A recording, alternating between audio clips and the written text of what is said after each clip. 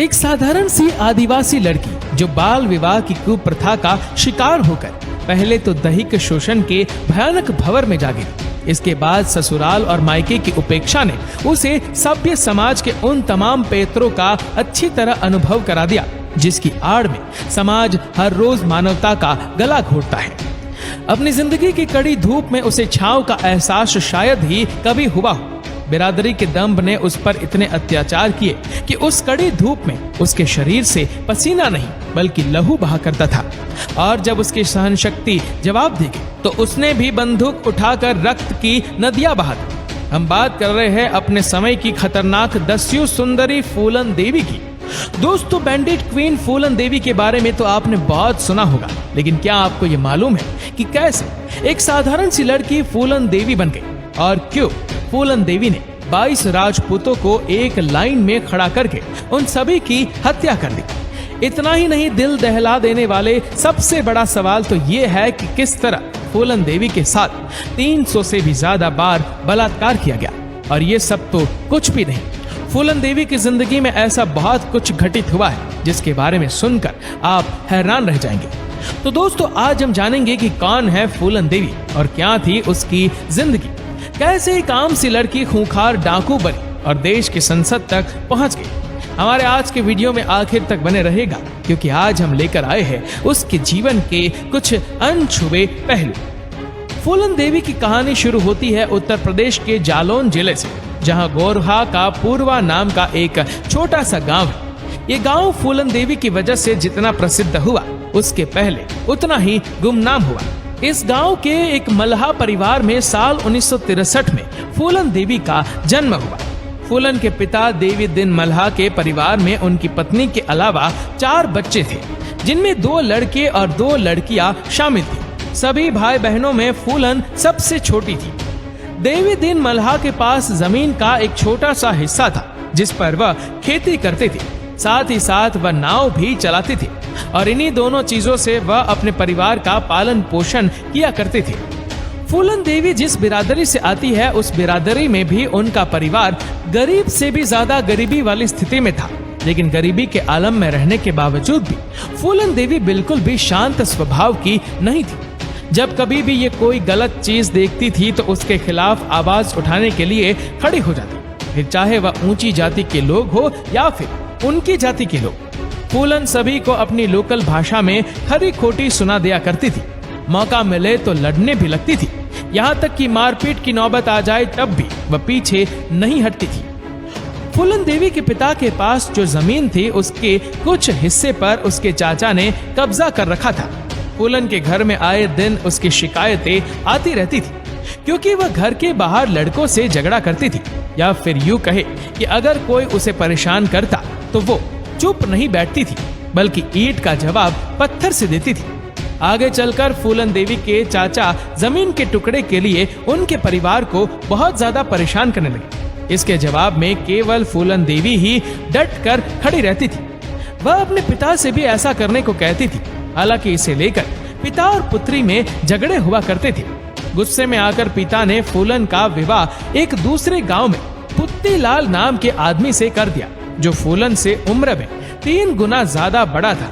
तब फूलन की उम्र महज 11 साल थी और उस समय उसके पति की उम्र 35 साल थी। ये एक तरह का ऐसा कस्टम था जिसमें लड़की की शादी कम उम्र में कर दी जाती थी, लेकिन गौना बालिग होने पर किया जाता था। यानी लड़की को ससुराल तभी भेजा जाता था जब वो बालिग हो जाती थी और घर परिवार संभालने लायक हो जाती थी। लेकिन कहते हैं कि फूलन देवी के पिता ने उसका गौना नहीं था, उसके बावजूद पुत्तीलाल ने उसके साथ शारीरिक संबंध बनाए और उसका बलात्कार किया। हालांकि तब वो उन संबंधों का मतलब भी नहीं समझती थी और तब उसे इन संबंधों के लिए मजबूर किया गया। इसके अलावा भी फूलन देवी के मायके वाले अक्सर फूलन को बिना गौने के ही ससुराल भेज दिया करते थे, जहां उसका शारीरिक शोषण होता था और वो वहां से बार बार भागकर वापस अपने मायके में आ जाती थी। ससुराल से फूलन के बार बार वापस आने से उसके पिता परेशान हो गए थे, मगर उन्हें अपनी बेटी की परेशानी नजर नहीं आती थी। एक बार जब फूलन अपने ससुराल से भागकर वापस आई तो उसके पिता ने पुलिस में रिपोर्ट दर्ज करा दी कि फूलन मारपीट करती है और उसने सोने की अंगूठी चुराई है। पिता की शिकायत पर पुलिस ने फूलन को अरेस्ट करके उसे लॉकअप में बंद कर दिया था। 3 दिन तक लॉकअप में रहने के बाद कहा जाता है कि थाने के स्टाफ ने भी फूलन के साथ बलात्कार किया। जेल से वापस आने के बाद फूलन के पिता ने उसे ससुराल भेज दिया।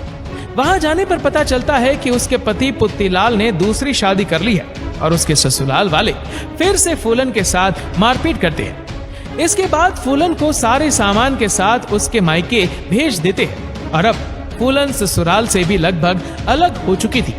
फूलन के पिता भी उसका साथ नहीं दे रहे थे।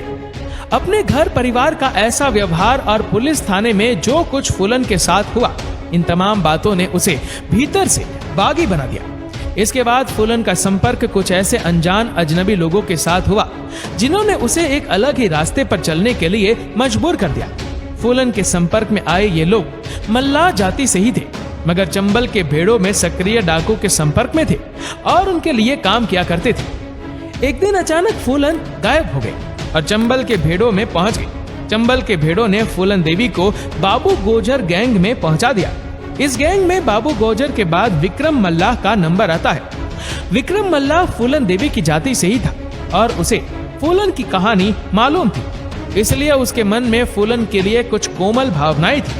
लेकिन बाबू गोजर की गिद्ध जैसी नजर फूलन देवी के ऊपर थी। एक रात जब वह फूलन देवी के साथ जबरदस्ती करने की कोशिश कर रहा था, तब वहां विक्रम मल्लाह पहुंच गया।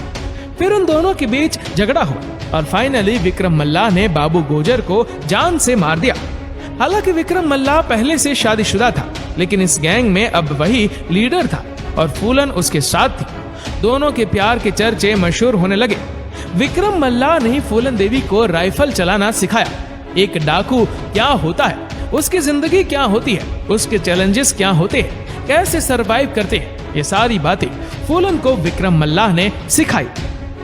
इसके बाद वह लोग छोटी मोटी किडनैपिंग, रोड रॉबरी जैसे काम करके पैसे कमाते थे और इसी तरीके से अपनी जिंदगी गुजारते थे। एक दिन फूलन देवी विक्रम मल्लाह और अपनी गैंग के साथ अपने ससुराल यानी कि पुत्तीलाल के घर पहुंचती है। वो अपने पति को गांव के चौराहे पर लाकर बुरी तरह मारती है और उसे अधमरा करके छोड़ देती है। बाद में उस गांव में वो एक धमकी भरा नोट छोड़ती है जिसमें लिखा होता है कि अगर गांव के किसी भी अधेड़ बुजुर्ग मर्द ने किसी छोटी बच्ची से शादी की तो फूलन देवी उसे गोली मार देगी। बाबू गोजर के गैंग में सभी जाति के लोग थे, लेकिन इस गैंग में राजपूतों का वर्चस्व था। इसी गैंग के 2 लोग श्री राम और लाला राम पुलिस के हत्थे चढ़ गए थे और जेल में थे।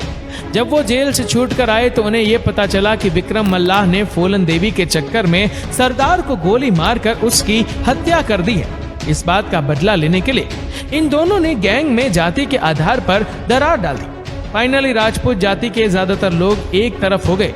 गैंग में मल्लाह जाति के लोग कम थे और उन लोगों ने विक्रम मल्लाह का साथ दिया। इसके बाद दोनों ग्रुपों के बीच जबरदस्त लड़ाई हुई।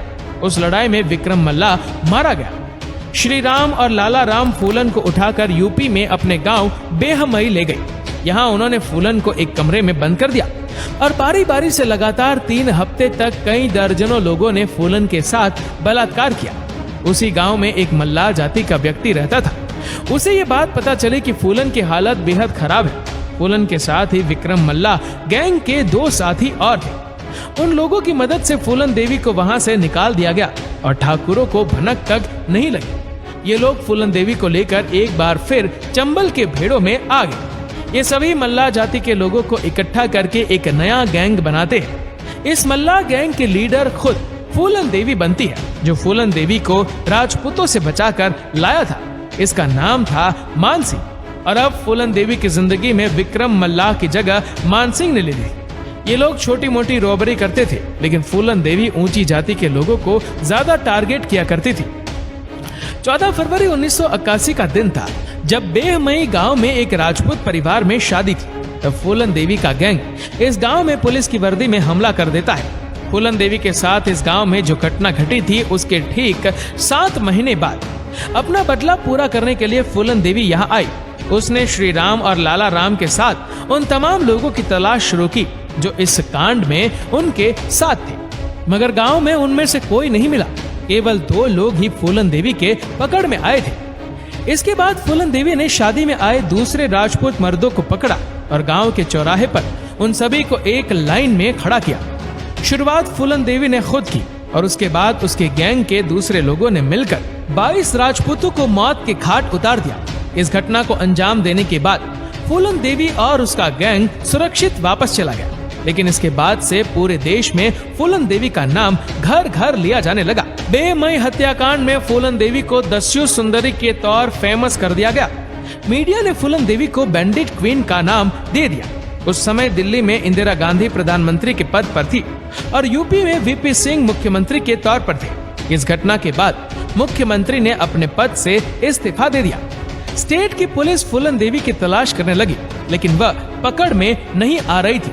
मध्य प्रदेश के भिंड जिले से एसपी राजेंद्र चतुर्वेदी अपने सूत्रों के जरिए फूलन देवी के संपर्क में थे और वह उसे सरेंडर कराने की कोशिश कर रहे थे। प्रधानमंत्री इंदिरा गांधी ने पहल की कि बातचीत होनी चाहिए। फूलन देवी ने सरेंडर करने की इच्छा तो जताई, लेकिन अपनी कुछ शर्तें रखी। उसने कहा कि वो महात्मा गांधी और दुर्गा माँ की प्रतिमा के सामने हथियार डालेगी।